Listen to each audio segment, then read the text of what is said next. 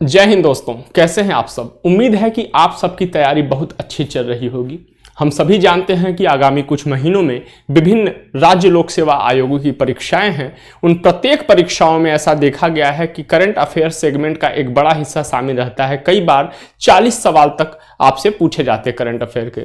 तो आप प्रीलिम्स परीक्षा आसानी से पास करके मेंस परीक्षा में बैठ सके, इसके लिए डेली करंट अफेयर श्रृंखला आपके लिए बहुत महत्वपूर्ण साबित हो जाता है। तो चलिए इस श्रृंखला की शुरुआत करते हैं आज के पहले प्रश्न के साथ। पहला प्रश्न हमारे पास क्या है? पहला प्रश्न है, हाल ही में बीएसएफ ने भारत पाकिस्तान सीमा पर सुरक्षा हेतु अपना ऑपरेशन अलर्ट या ऑप्स अलर्ट अभ्यास कहां किया?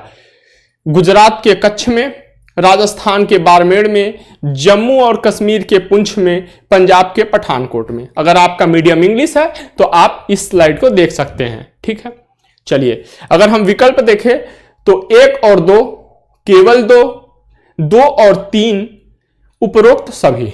तो इस प्रश्न का जो उत्तर है 1 और 2 है, विकल्प ए सही है। चलिए इसके बारे में हम थोड़ा देख लेते हैं। देखिए, सीमा सुरक्षा बल ने बीएसएफ ने गणतंत्र दिवस समारोह के मद्देनजर गुजरात के कच्छ और राजस्थान के बाड़मेर में यह अभ्यास किया। ठीक है, कर रहा है। 21 जनवरी से शुरू हुआ और 28 जनवरी तक यह अभ्यास चलेगा। जो सरक्रीक है, जो दलदली क्षेत्र है, ठीक है, वहां से यह शुरू होकर राजस्थान के बाड़मेर जिले तक यह जारी रहेगा। और बीएसएफ इन गहराई वाले क्षेत्रों में और खाड़ी क्षेत्र जो है और हरामी नाले में, ठीक है, विशेष अभियान चलाएगा। अगर हम सरक्रीक की बात करें तो इसका मूल नाम बाणगंगा है। यह जो सरक्रीक का जो मुंह है वह अरब सागर में खुलता है और यह कच्छ के रण में भारत पाकिस्तान के बीच एक विवादित पानी की 96 किलोमीटर लंबी पट्टी है। ठीक है, और यह पाकिस्तान के सिंध प्रांत को गुजरात के कच्छ से विभाजित करती है। अगर हम हरामी नाले की बात करें तो यह भी सरक्रीक क्षेत्र का हिस्सा है, जो लगभग 22 किलोमीटर लंबा है और 8 किलोमीटर चौड़ा दलदली इलाका है।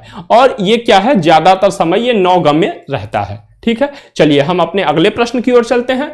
और अगला प्रश्न हमारा क्या है? भारत ऊर्जा सप्ताह 2023 का आयोजन कहां किया जाएगा? हम विकल्प देख लेते हैं।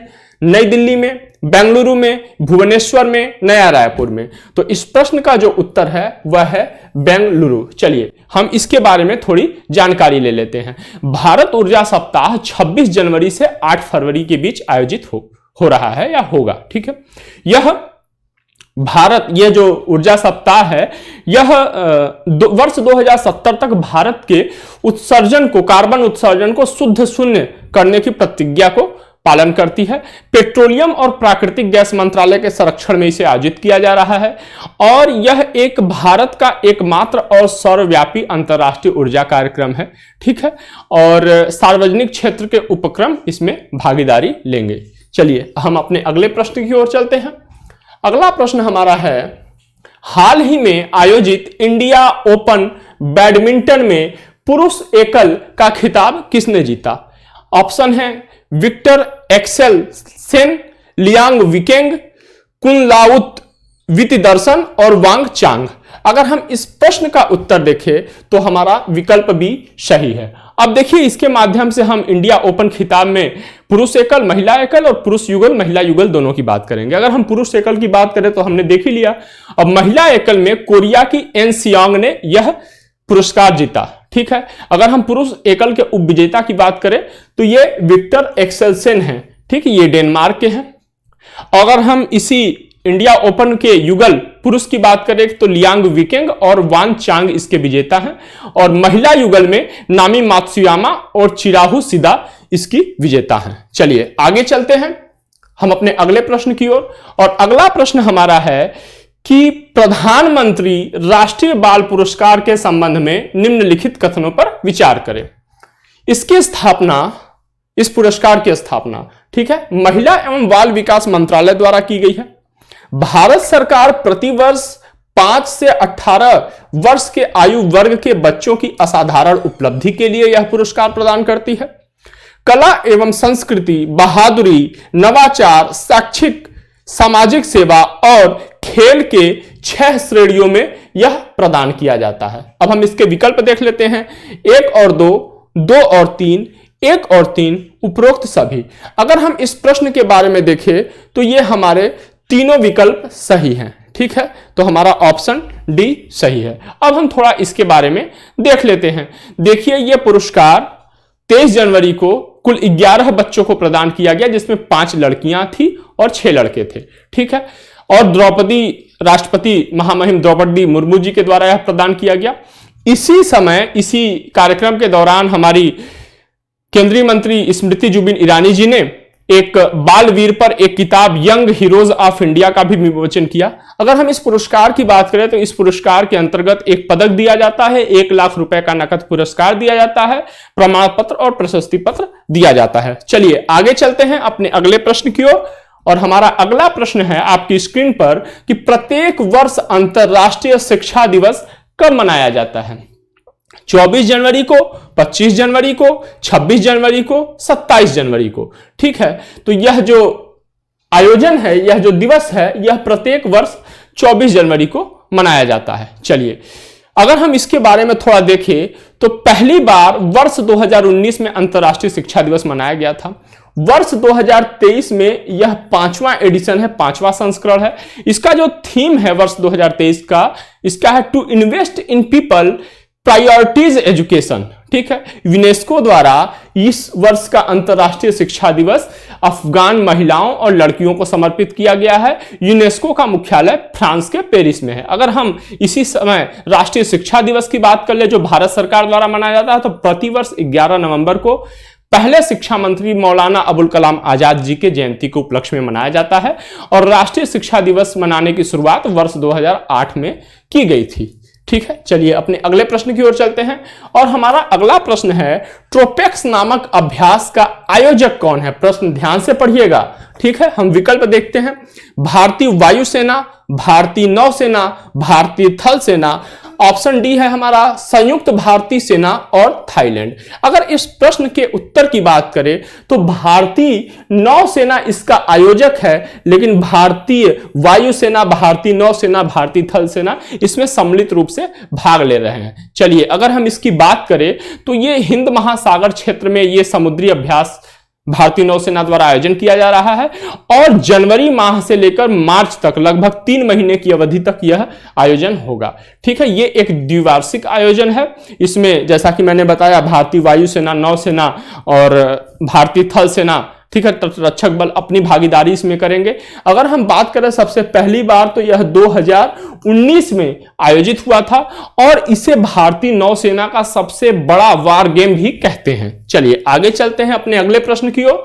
और अगला प्रश्न हमारा है कि इस वर्ष मतलब वर्ष 2023 में राष्ट्रीय मतदाता दिवस अपने आयोजन का कौन सा संस्करण है? ठीक है, 15वां, 14वां, 13वां, 12वां। इस प्रश्न का जो उत्तर है विकल्प सी है, 13वां संस्करण। अब हम इसके बारे में थोड़ा देख लेते हैं। 25 जनवरी को प्रत्येक वर्ष मनाया जाता है। ठीक है, तो इस वर्ष 13वां राष्ट्रीय मतदाता दिवस मनाया जा रहा है। चूंकि इस वर्ष का थीम क्या है, तो nothing like voting, I vote for sure, मतलब वोटिंग बेमिसाल है, मैं अवश्य वोट देता हूं। सबसे पहली बार वर्ष 2011 में इसे मनाया गया था। किस उपलक्ष्य में? तो भारत के निर्वाचन आयोग की स्थापना के उपलक्ष्य में, जो कि 25 जनवरी वर्ष 2050 में स्थापित किया गया था। ठीक है, अगर भारत के प्रमुख निर्वाचन आयुक्त की बात करें तो राजीव कुमार जी है, मतलब मुख्य निर्वाचन आयुक्त राजीव कुमार जी है। इसका उद्देश्य है कि नागरिकों में चुनावी जागरूकता पैदा करना तथा उन्हें चुनावी प्रक्रिया में भाग लेने के लिए प्रोत्साहित करना। चलिए शुरुआत करते हैं अपने अगले प्रश्न पर बढ़ते हैं। हाल में चर्चा में रहे पुरी के जगन्नाथ मंदिर के संदर्भ में निम्नलिखित कथनों पर विचार करें। इसका निर्माण 12वीं शताब्दी में पूर्वी गंग राजा अनंत वर्मन चोडगंग, ठीक है, देव द्वारा किया गया था। जगन्नाथ पुरी मंदिर को यमनिका तीर्थ और सफेद पैगोडा के नाम से भी संदर्भित किया जाता है। इस मंदिर के 3 मुख्य देवताओं भगवान जगन्नाथ, भगवान बलभद्र और देवी सुभद्रा की वार्षिक रथ यात्रा एक महत्वपूर्ण महोत्सव है। अगर हम देखें इसके विकल्प तो 1 और 2, 2 और 3, 1 और 3 उपरोक्त सभी। तो इस प्रश्न के सभी तीनों कथन सही है, इसका मतलब क्या है? ऑप्शन डी सही है। यह प्रश्न चर्चा में क्यों रहा? क्योंकि हाल ही में यहाँ के जो राज्यपाल महोदय हैं, उन्होंने विदेशियों को या गैर हिंदुओं को यहां मंदिर में प्रवेश करने का समर्थन किया। ठीक है, अब देखिए यहां पे होता क्या है कि यहां पे केवल हिंदुओं को ही मंदिर के अंदर गर्भगृह में देवताओं की पूजा करने की अनुमति है, इसलिए यह प्रश्न चर्चा में आया। थोड़ा इसके बारे में बात कर लेते हैं। यह जो मंदिर है, चार धाम तीर्थ यात्रा का एक महत्वपूर्ण हिस्सा है। चार धाम में बद्रीनाथ, द्वारका, पुरी और रामेश्वरम शामिल है। भगवान जगन्नाथ जी को पतित पावन भी कहते हैं। पतित पावन का मतलब होता है दलितों का उद्धार करता। अच्छा, अगर कुछ हम प्रमुख विरोध की बात करें कि मंदिर में प्रवेश करने से रोका गया, किन्हें रोका गया, तो वर्ष 1984 में एक गैर हिंदू से विवाह करने के कारण इंदिरा गांधी को भी यहां प्रवेश करने से रोक दिया, मतलब प्रवेश करने का यहां पे विरोध किया गया था। ठीक है, चलिए आगे चलते अपने अगले प्रश्न की ओर। हाल ही में देश का दूसरा सीएनजी टर्मिनल कहां बनाने का निर्णय लिया गया है? ऑप्शन है हमारे उत्तर प्रदेश के काशी में, गुजरात के भावनगर में, असम के डिब्रूगढ़ में, मध्य प्रदेश के नर्मदा में। ठीक है, तो इस प्रश्न का जो उत्तर है उत्तर प्रदेश के काशी में।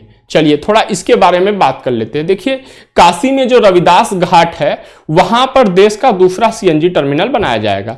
इसका निर्माण पेट्रोलियम मंत्रालय के अंतर्गत किया जाएगा। अगर हम देश के पहले सीएनजी टर्मिनल की बात करें, जो कि दुनिया का भी पहला सीएनजी टर्मिनल है, वह गुजरात के भावनगर में है। अगर हम सीएनजी ईंधन की बात करें तो यह डीजल की तुलना में 18% से अधिक माइलेज देती है और प्रति किलोमीटर चलने पर डीजल की तुलना में, ठीक है, वह 18 से 20% कम कार्बन डाइऑक्साइड का उत्सर्जन करती है। चलिए आगे चलते हैं अगले प्रश्न पर। एससीओ मतलब शंघाई सहयोग संगठन फिल्म फेस्टिवल का आयोजन किस शहर में किया जाएगा? हमारे विकल्प है गोवा में, मुंबई में, शंघाई में, मॉस्को में। इस प्रश्न का उत्तर मैं नहीं बताऊंगा, लेकिन आपको मैं एससीओ के बारे में थोड़ा बताऊंगा। इस प्रश्न का उत्तर आप मुझे बताएंगे, ठीक है, लेकिन मैं आपको एससीओ के बारे में थोड़ा बताऊंगा। देखिए वर्तमान में क्या है कि भारत पिछले 16 सितंबर से भारत वर्तमान में एससीओ की अध्यक्षता कर रहा है। ठीक है, और यह फिल्म महोत्सव 27 जनवरी से लेकर 30 जनवरी तक चलेगा।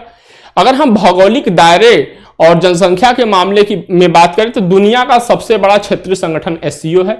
एससीओ एक अंतर सरकारी अंतरराष्ट्रीय यूरेशियन संगठन है, जिसे वर्ष 2001 में बसाया गया था। यूरेशियन मतलब उसमें यूरोप और एशिया के कुछ हिस्से शामिल हैं। ठीक है, अब देखिए यूरोप मतलब थोड़ा रशिया और कजाकिस्तान, चीन, Kyrgyzstan, Tajikistan, Uzbekistan, Bharat, Pakistan वर्तमान में इसके सदस्य हैं। कुल 9 सदस्य हैं।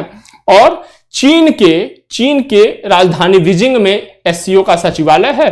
भारत वर्ष 2017 में इसका सदस्य बना था और इसकी जो अध्यक्षता है प्रत्येक 1 वर्ष के पश्चात इन सदस्य देशों में रोटेशन के माध्यम से किया जाता है। चलिए ठीक है, तो इसी के साथ हम अपने आज के इस श्रृंखला को समाप्त करते हैं, यहीं पर विराम देते हैं। हम फिर कल आपके साथ कुछ नए प्रश्नों के साथ सामने आएंगे। तब तक आप अपनी पढ़ाई अच्छे से करते रहिए। जय हिंद, जय भारत।